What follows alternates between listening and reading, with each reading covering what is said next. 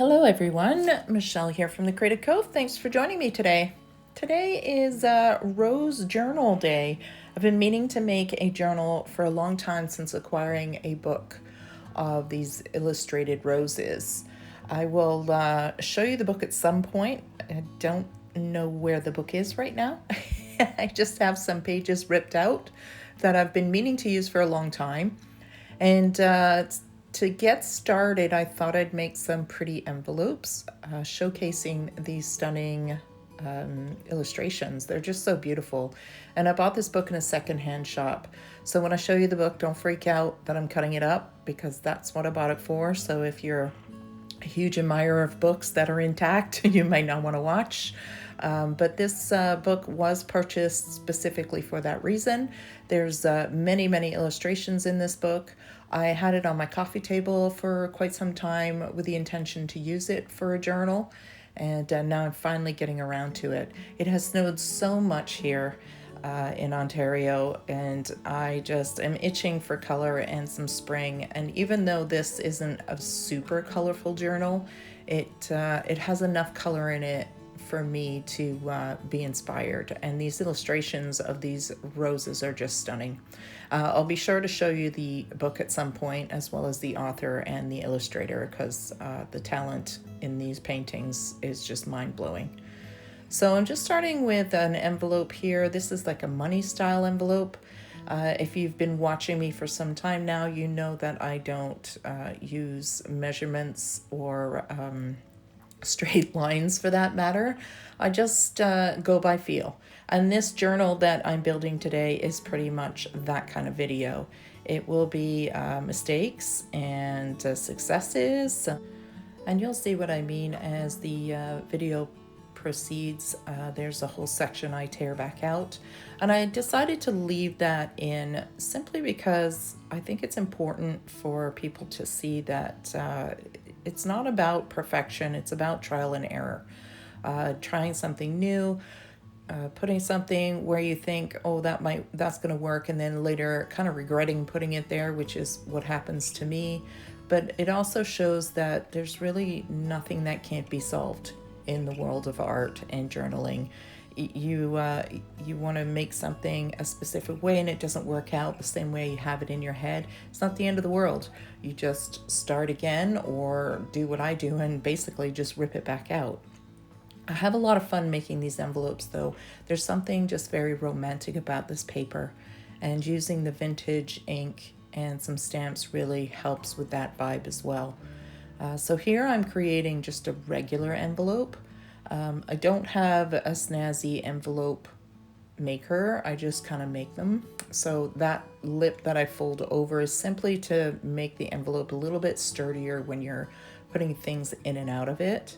And it's just something I learned along the way, how to make these. They're not always perfect, mind you, but they're simple enough to make. And I really enjoy making them with some really beautiful paper. So if you have a book like this, or digitals, or scrapbook paper, you can mass make these type things and have them ready to go. And again, no measurements, just snipping off the excess material that bulks up the envelope a little too much. And you'll see in a second that I don't cut anything straight, and I go back and kind of fix that. I'll cut on a slight angle here just to help reduce the bulk, and then I kind of pretend fold it so those points line up, so I can give myself a little envelope curve. That way they are consistent in size and shape. So that's the lip I glued down just to give it a little bit more strength where the top of the envelope is. I'm going to ink that before I glue it, just so I can reach it a little neater, and then I will glue the envelope together. And kind of that simple, really. And then you'll see here there's a little edge where I didn't cut straight, and I will just tidy that up. So pretty simple envelopes. Again, kind of working a little backwards here. I was going to start with the journal, but there's just something about wanting to build these envelopes. So I started the video where I started the process. Next will be the journal itself. So bear with me. I do hope you follow along. I hope that you are working on your journals and listening to me in the background perhaps. This is a bit longer of a video than I usually do, so I did speed it up a bit, just in sections here, just so it's not overly tedious. And I'm just using a stamp. I can't remember the collection to this stamp. I apologize for that. I ordered it on Amazon, but it's on my husband's account and I don't have access to that right now, so I can't remember what that was. It's a nice stamp though. It came in a little collection of different kind of ticket stamps. They're not the Tim Holtz one, it's another product, but they're quite nice, and that's my first time using them. So I treated myself to a couple of new stamps. So I did a couple others off screen here, and these are ready to go in. Aren't they just so pretty? I just love them. And like I said, very kind of romantic looking. So this is off an old book. I really like the brown edge. I don't like the off coffee color here. So that will end up getting covered, but I did like the dark brown edge on the one side of the book. And it is very, very thick. So I'm learning here that this tape is far too thin. I know that this tape was just going to be a temporary hold. I was going to use the heavy duty tape once I have fixed the front and back together. And all I do is leave 1/8 of an inch in between the spine and the cover. That way it has room to bend. You want to make sure that your pieces are flexible in that way, and it does create the shape of a book. So here I had to tear off that last piece and re-stick it because it was not bending. And this is just cheapy dollar store masking tape. So the strength is going to come from a different tape later. And I just repeat that process to the other side. And now I have the shape of a book, a hardcover book.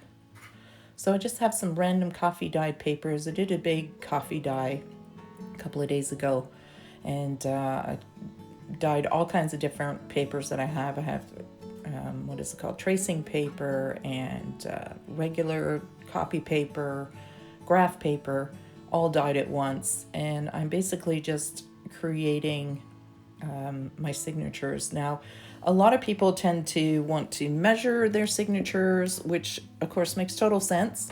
I am not that kind of crafter. I just like to develop things as I go. I'll fold the edges if I know the paper's too wide. I will grab the book and line it up and see if it does fit, if I need to trim them. I don't mind I don't mind paper poking out the top or the side of the journal so much. I kind of like that actually. And I just build using the same papers over and over again and folding them in different directions. So if you have, if you're more of a meticulous crafter, you want to take your time and fold your paper to the perfect size. Maybe you just want to use one type of paper. Maybe you're using junk mail. There's no wrong or right in this process. This is just my take on it. This is how I operate. So I know that piece right there that I'm folding is too big, so I'm going to create a little pocket and then I'll cut off the edge. And that's just the way I work. So some of you might be cringing that none of this is straight, and that's okay. But again, that's just how I roll. I'm just going to dispose of the small pieces, and then I keep all my scraps to the side because I'll use those later for embellishments. These ones here, these little inserts I have were part of a glued book that I was working on, and there were a few extra pieces that wouldn't fit in the signature, so I'm going to use them in here. And I'm just going to open them up to a midpoint and then slide them within the signatures. Kind of using up the materials I have. I have quite a bit of pre-made signatures, and the dilemma with that is that they don't always fit the journal you want to make. So sometimes you'll find you have a collection, but they don't fit in the journal you're working on. So you just kind of hoard them until you come across a project like this. So there's my signatures. And so I have this book that is journal I did a video on. And this is again the glued version of a journal where you glue pages together. I'll try and remember to link that below. And I decided to glue it on the inside of the journal. And this is the part where I end up eventually ripping this part out. I I was excited to put it in because I really want to use it. But after I put it in and the signatures got tied in and I did the journal cover, I found it a little bit overwhelming and a little distracting. So I ended up ripping it out, and I'll show you that in a bit. Just to show that even though you're using a pretty strong glue and all this stuff, you can still change your mind. And there's nothing permanent. And one of the things I really like about it, because it really does take the pressure off when you are creating, knowing in the back of your head that, if I don't like this, I can change it. It's not the end of the world. So I did like it initially. I thought it would be kind of cool, almost like a lap book style. But in the end, I didn't like it. So it eventually comes out. Just making sure it's glued down, pressing on it, and letting that glue set. So you can see how this journal's, what I like about those style journals of the glue journal is that they lay flat when you work in them, which is fabulous. It's pretty handy when you're doing artwork. So I'm just going to find some papers here. I'm going to start covering my journal. I'm using just regular glue here because I don't want it too wet. This is an old index from a map book. I think it's Great Britain. That's at the top of it. And I really love the font in this and the texture that that paper offers. I'm just gonna, again, clip off the corner of the excess so that I can wrap this around. I want those rough edges of that old book cover covered up because I did have to cut it. So it has some pretty rough, ugly edges. That's another thing that I screwed up when I glued that green book down, is I didn't cover the the main cover first. So it still shows those raw edges. But you know, that's how you learn. I'm just going to continue adding this paper to the cover and the spine. I just want to cover up all that color, or that kind of warm caramel color. Not very fond of it, so I think it'd be fun to add this textured writing to it. Kind of makes the book look a little bit older as well.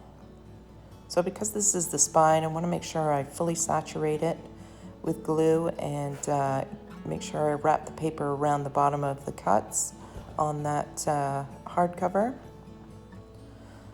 And then I'm going to pick out a picture of a rose that I really like. And I tell you, this book is so hard to pick because they're so pretty, every single one of them. So I'm basically staying within the pink family here.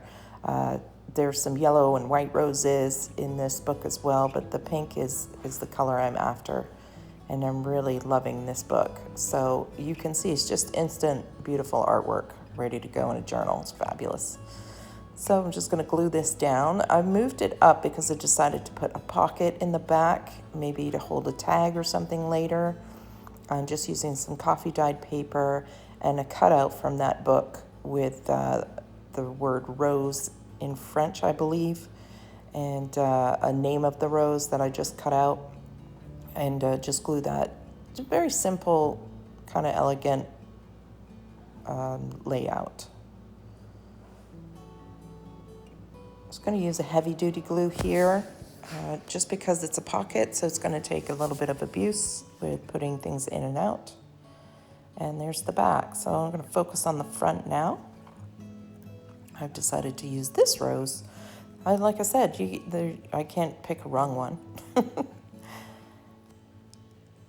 Trying to decide what else I want to put on the cover. Do I want to add some other bits and pieces? I decided to keep the cover quite simple on this book.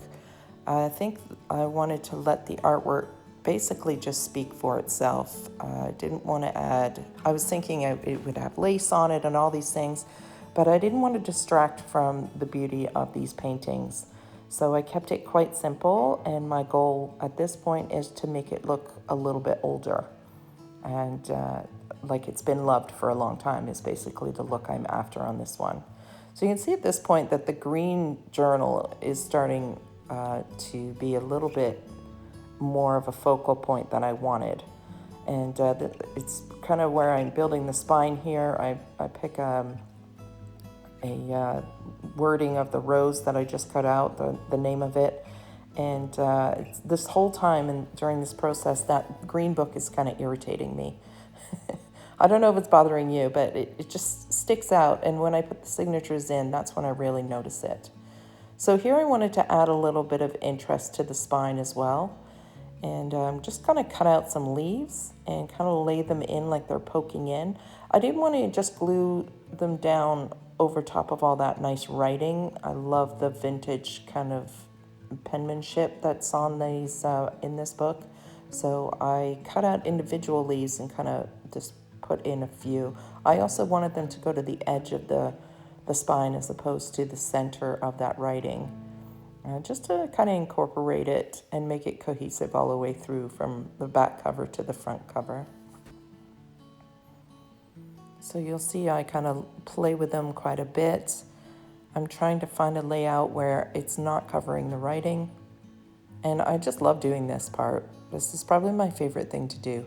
I do love the covers. My least favorite part of journaling is assembling a journal, putting the signatures in. Usually I tie them in. This one will be tied in as well, simply because I don't like sewing journals together. It's my least favorite thing to do. I should probably just sit down and sew a bunch all at once and then just have them ready to go. That might be a solution for someone like me who really doesn't enjoy that part. Kind of get it out the way, you know? So I really like the look of this. I think it's quite pretty and simple. The only thing that's bothering me really is that green book I glued in. So I'm going to now reinforce the inside. Like I said earlier, the tape I use, the masking tape is quite weak. So I'm going to add in this industrial strength duct tape. And it's just glued, like pressed on the inside. And that's really all it needs to keep it together. And what I like is it's on the inside, so it's not very noticeable because I didn't want the shine. I wasn't loving the shine. And then, of course, like I said earlier as well, I love the texture of this masking tape. It just kind of gives a vintage vibe to me when I'm holding the book in my hand. The texture of the paper, of the tape, really kind of makes it feel like it's either been repaired or it just makes it feel a little older. So this is where I decide, so you see the signatures are sitting in there. This is where I decide I don't like this book in here. So I decide to rip it out. So I left it in here because I really wanted to show you that anything can be changed. It's that simple. It's just glue. So it damages the green book a little bit, but nothing that can't be fixed or covered. And I'm just going to sand off the additional glue and green cover and put down some coffee dyed paper. And the coffee dyed paper, this one I spilled the coffee on, so it looks kind of cool. And it looks old, looks like the book's been on a desk where somebody has spilled coffee on it, and just gives it even more character. So I'm really pleased with the fact that I pulled that green book out. It blocked the back of the book, so you couldn't see all the delicious papers behind it, and it was bothering me quite a bit. So I'm just going to make sure it's all glued because that did sustain a little bit of damage, and press it nice and hard, and we're back to where we started with a nice cover. So I'm just going to add some vintage photo here. That's the color I decide to use throughout the whole book, and it just warms it right up. So I decided to tie my signatures in. I show one here how I use the elastic ribbon to tie them in, and I kind of edit this part because I end up changing it, but I tie them around, and then I realize all the ties really do hide the pretty spine. So you'll see in a second all three of them are there, and you can't see the spine anymore, so I end up changing that. I skip ahead at this point to take them back off and then decide to decorate them with some lace and vintage them up a bit. I don't fully decorate them. I go back later in the video and put more stuff in, but here I decide to start with some lacy bits because I know I wanted to add some vintage laces to this and just decorate them up. So I'm just gonna let you watch this. I'll put some music on, and you can either mute it if it drives you nuts, or just enjoy and craft along with me. I do use different selections of laces here that I've collected over the years, and I hope you enjoy this point, and we'll see you in a minute.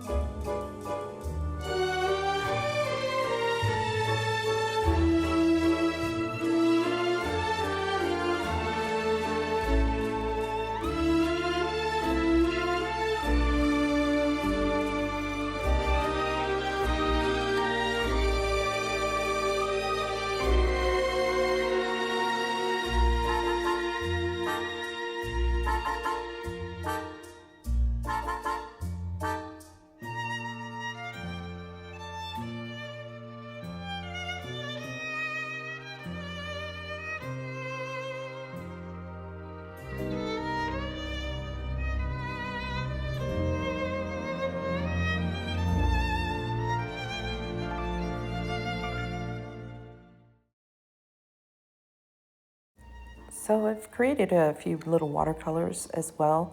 I pulled out some scraps and just mixed colors to pull out in some of the paintings that were used in this journal.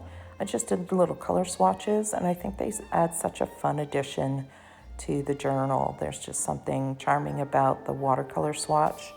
I think that these original paintings were done in either gouache or watercolor, and I think it's fun just to pull those colors out and add them into the journal, as well as tiny little miniature little watercolors that I've done myself.